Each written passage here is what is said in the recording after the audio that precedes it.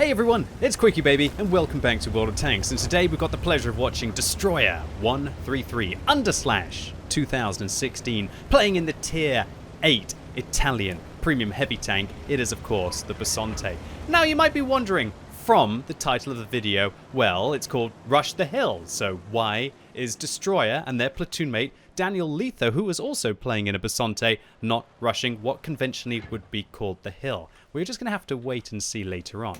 So, Destroyer and Daniel are in a top tier matchup right now, and when you're in the Bisonte in a top tier matchup, the poor DPM that the vehicle has doesn't seem to really matter too much if you're not overwhelmed and you can manage to just link together those three 105mm rounds to deal over 1000 damage per shot. Well, not per shot! Wow, that would be an interesting tier 8 premium tank. Maybe that's the 2022 release for Wargaming, right? No, when you combine those three 105mm shells to be able to have that 1000 damage burst. Now the intra-clip reload on the Bisonte is 3 seconds, so it does take 6 seconds for this vehicle to be able to deliver those rounds. But we can see that Destroyer and their platoon mate Daniel are very confident inside a matchup like this. They are going to rip apart the enemy team. Very confident plays here. Right through the northeast part of the map, see that there's not much there, think about making their way forwards, and then go, oh yeah, there's those pesky sky pigs gonna rain death upon us, and oh, a very juicy, tasty snack of a Japanese heavy tank to be able to handle. And yeah, what do you think happens when an Oni has to deal with two Bisontes at the same time? Oh, I can tell you it is usually not very nice.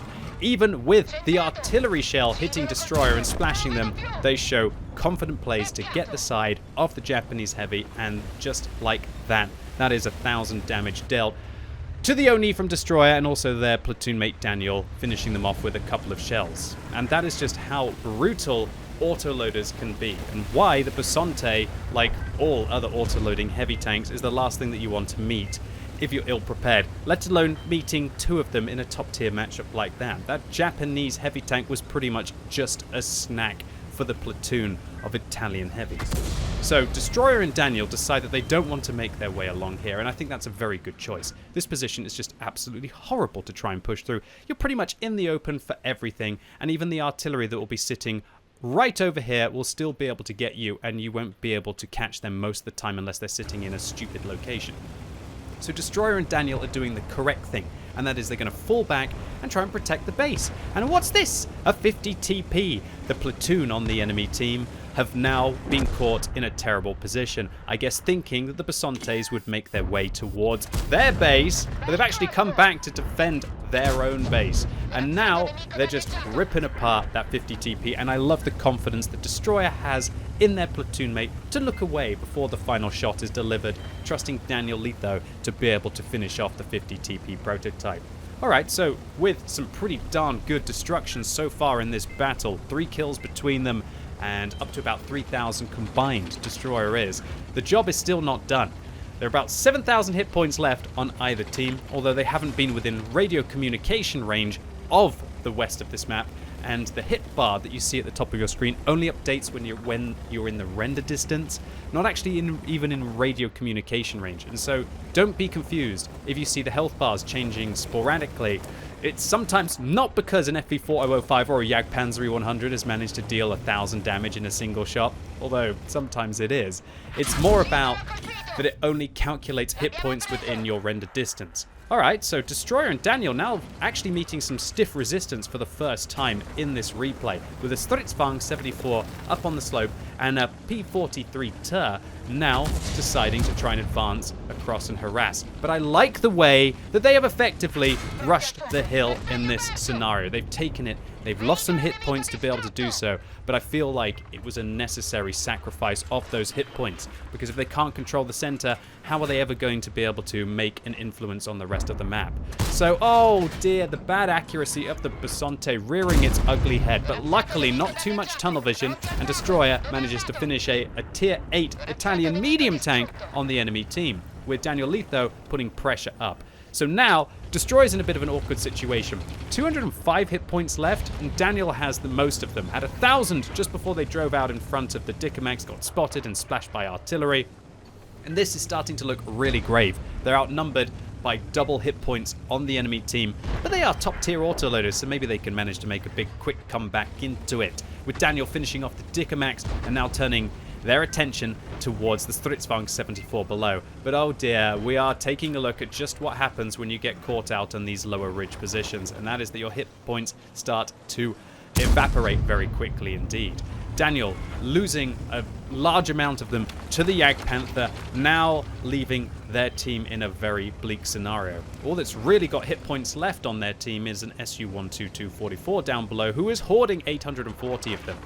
Okay, so Destroyer, I wouldn't say that they're abandoning Daniel, but they've definitely got to try and focus on stopping people from rushing the hill. And here we go, a Skoda T25 puts a gold round through the front of the Bisonte, also knocking out the driver, and a lack of confidence there from the Skoda. Should have pushed forwards, realizing they had the better intra-clip reload, but instead they actually pull back, allowing the Bisonte's 10 degrees of gun depression to be able to finish them off. And Destroyer is going to have to be ice cold in this game. Look at the hit points at the top. 276 after the SU just gave away theirs versus 2,915. And we see Destroyer and Daniel Letho now in I was going to say a 2 versus 7, but considering that Daniel just got knocked out, now Destroyer is in a 1 versus 7 scenario where they have less than 100 hit points and the enemy have 3,000. Well, slightly less than 3,000 as Destroyer finishes off the Stritzwang 74, who was very much overconfident in that scenario. And I think all of you might be seeing why this replay is called Rush the Hill. Now, how do you all think you should probably rush a hill in this scenario? Everybody in these kind of situations, we've got lots of tanks versus a tank that's on low hit points. They think, we've got this. If I go in and I die, it doesn't matter. My teammates will be able to handle it. The question is just how many more tanks after the Stritzwang 74 are going to make that same mistake? And how is the artillery going to approach the situation? Well, apparently the artillery is just going to drive straight up and feed themselves to Destroyer, who puts 1 round into the artillery and 2 rounds into the T-34-1. Now changing their 1 versus 7 into a 1 versus 4 situation. But, oh dear, disaster. Remember, the Bisonte's DPM is only 1,800 when it's fully loaded. When it is down to its last shell, it drops down to about 1,300 damage per minute. So it's taking forever to be able to reload the Italian heavy tank. Destroyer, now up to a Radley Walters medal with 8 kills, has to try and handle the Super Hellcat here. And they're going to decide to fire early, and oh my word, lucky days that is a high roll for 397, meaning that they still have a round to be able to handle the Jagdpanther. I guess Destroyer had to probably take an opportunity there to shoot at the Super Hellcat, but goodness gracious, imagine if that one had low rolled, and then Destroyer would not have had the extra round to be able to handle the Tier 7 premium or reward tank destroyer on the enemy team. Now Destroyer up to 10 kills, puts a round into the 50 TP, who appears still requiring 2 shots. How the artillery narrow missing, nearly splashing Destroyer out of this game, and the 50 TP, the final platoon mate of the vehicle that was vanquished earlier, now starting to roll forwards. So Destroyer can't fire now, he has to hold, Now he can fire, the 50 TP messes up the shot, and that allows Destroyer to unload the 2 rounds they just got back into the tank. This is literally to the second right now, and Destroyer has managed to stay alive for just long enough and to keep the gun in the game for long enough to now change it from a 1 versus 7 into a 1 versus 1. And those 3,000 hit points that the enemy team had are now down to 350. Now, I would like to see Destroyer reload maybe a high explosive round here to be able to have a better chance of one-shotting the M12. But then again, with the great shell velocity, and also the opportunity to make more credits by penetrating the armor-piercing rounds, I guess. Well, actually, no, that's probably not true, because if you can kill them in a single HE shell, why wouldn't you do that? But still, Destroyer is going with armor-piercing rounds, and 350 hit points left on the M12 means that they're going to be a 50-50 whether they're going to be able to finish off the enemy tank in a single shot.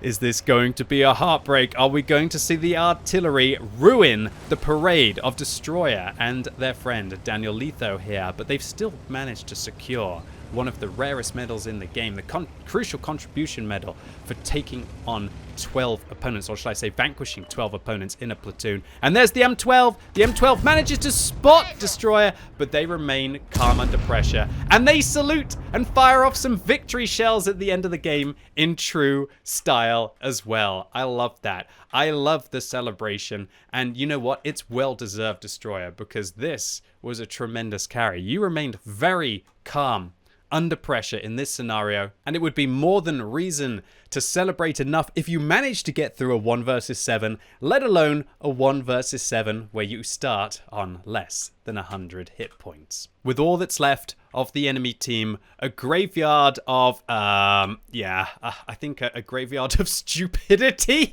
in this scenario. That is not how you rush a hill. Don't rush a Bisonte 1 by 1 by 1. That's how dreams are made of, at least for Destroyer, and nightmares for all of the players on their team who were watching them. So the impeccable performance of Destroyer takes down a wealth of medals here. The one that everybody wants, the Kolobanov's medal for standing alone against at least 5, in this case 7. The Pools medal for the 12 kills, and the crucial contribution medal for managing to pick up 14 kills between Destroyer and Danielito in this game. A high caliber medal for the 6,600 damage dealt, to pass Gucci's medal for vanquishing 2 self-propelled guns on the enemy team, a Spartan medal for ricocheting a shell when on less than 10% hit points, and a very healthy profit indeed after resupplying all of the ammunition and consumables. So Destroyer, congratulations to you on an absolute mammoth game, and thank you for representing the NA server, showing that there are some really scary platoons out there. I'm glad you guys are over there and I just play on the EU server so I don't have to play against you. And thank you so much for uploading your replay on the What Replays website for the community to enjoy. I hope you enjoyed my commentary on it. And if all of you ladies and gentlemen who are watching the video enjoyed it, make sure you give it a thumbs up, but if you hated it, give it a thumbs down. And let me know in the comments if you think this was one of the worst throws by a team that you have ever seen, or let me know about the time where your team or the enemy team made an even bigger throw in the comments down below. And as always, thank you so much for watching. You've been epic, and hopefully I'll see you soon.